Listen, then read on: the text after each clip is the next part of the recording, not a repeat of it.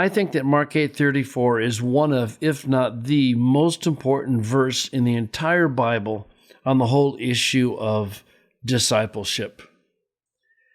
Kai proskalassamenas tan achlan, suntois mathetais autou, epin altois, etis thele episomu akaluthein, aparnesastho healton, kai arato tan staron autou, kai akalutheto moi. And proskaleo, gathering the crowd with his disciples, so the larger group along with the 12, he said to them, if anyone wishes to follow after me, then here's your 3 imperatives. Let him deny himself, right? Aparnaomai, this is a middle imperative, an aorist middle imperative. Let him deny himself. And arato, an aorist active imperative, to take up his cross. And then you have your present imperative, follow me. So you have an aorist imperative, an aorist imperative, and a present imperative. And whenever you see tent shifting going on, it's almost always significant. So you have to ask yourself why. But I think this is an especially interesting form when talking about aspect.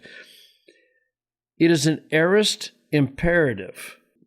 When you look at the parallel in Luke, you'll find out that arato is joined with kath hemeron. In other words, you take up your cross every day. If we didn't have that, we might look at the arato and think maybe it refers to maybe conversion, that you're saying no to yourself and you are deciding to pick up your cross and then daily you follow him. But that's not what Jesus meant according to Luke, and I'm sure in Mark as well. But the point I want to make is that just because this is an aorist doesn't mean it's punctiliar. That idea is still floating around there, and we have to get rid of it. And the fact that this is daily in Luke shows that that's the case here. But the other thing that's really important to point out here is that what is discipleship? Discipleship is following. So if anyone wishes to follow after me, in other words, if you want to be my disciple, we used to say be a Christian. We have other ways of saying it now that I think are probably a little healthier. Like if somebody wants to be a Christ follower, then what does that mean? Does that mean you say a sinner's prayer and then live any way you want? No. It means you deny yourself. You say no to your own worldly ambitions, your perceived rights, and instead you live as one who has been crucified to himself, take up the cross, and then daily, present imperative, right? Daily you follow him. That's what it means to be a Christ follower. It involves denial and living as one who's been crucified to himself, and then you follow. I think of all the verses in the Bible, this may be the most difficult to translate. If you're not used to hearing the word them in a singular sense. The problem is that this passage, Jesus' admonition, is not a group project. This is for the individual. And starting in this verse, then on through the rest of the paragraph, is this whole issue of how do you keep a singular focus in your language is really difficult. So the ESV, for example, as you would expect, if anyone would come after me, let him deny himself and take up his cross and follow me. In the NRSV, if any want to become my followers, let them deny themselves. NIV, whoever wants to be my disciple must deny themselves and take up their cross. Pretty much the same in the NET.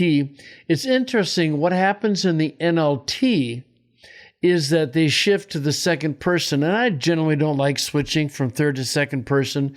But in order to keep the singular focus of Jesus' teachings in the forefront, I think this is a place you can do it. If any of you wants to be my follower, you must give up your own way and take up your cross and follow me. I think that's a really good way to translate it. And as you go all the way through the rest of this paragraph, you'll see the translators having to fight the same battle. So we know that the words they and them are not necessarily marked for number any longer. You can use they and them for singular and for plural.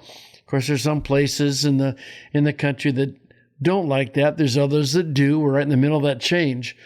But I think eventually they and them will become understood as not marked for number. But for right now, it is a very difficult passage to translate. Phrasing is pretty straightforward. I'm actually going to go start down here and we'll see how to do this.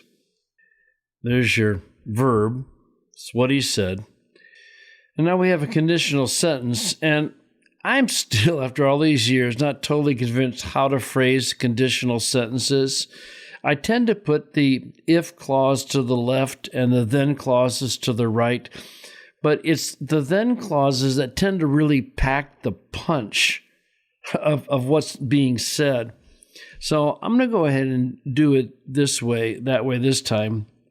And if you want to be his disciple, then you deny yourself and you take up your cross, and in that manner you follow me. Now, the other way is to recognize that the three imperatives are telling you how to akluthein, so I have to shrink the text down, but you can now then do this, see if it fits. Yeah, there it did. I think that's a helpful way to do this, that he said, if you want to follow after me, there's three things you do to follow. You deny, you take up, and you daily follow. And you notice I keep saying daily follow, and that's just because you've shifted to the present tense imperative, and I want to bring that out, that it is an ongoing process. There's been a shift, aorist, present, or continuous. Best verse on discipleship, I think, in the Bible.